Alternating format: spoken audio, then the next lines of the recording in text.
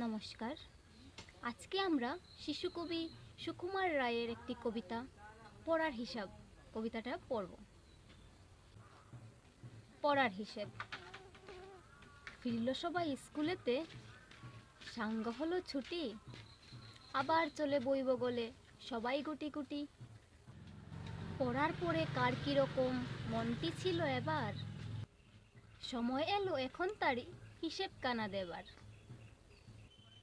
কেউ পড়েছেন পড়ার পুঁথি, কেউ পড়েছেন গল্প, কেউ পড়েছে হদ্দ মতন, কেউ পড়েছে অল্প।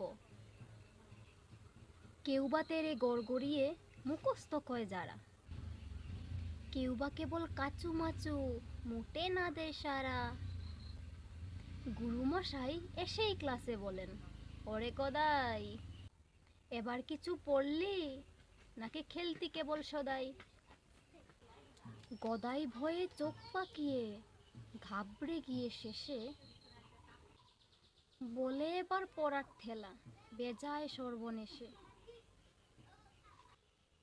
মামার বাড়ি যেমনি যাওয়া অমনি গাছে চড়া, এক্কেবারে অমনি ধপাস পড়ার মতো পড়া।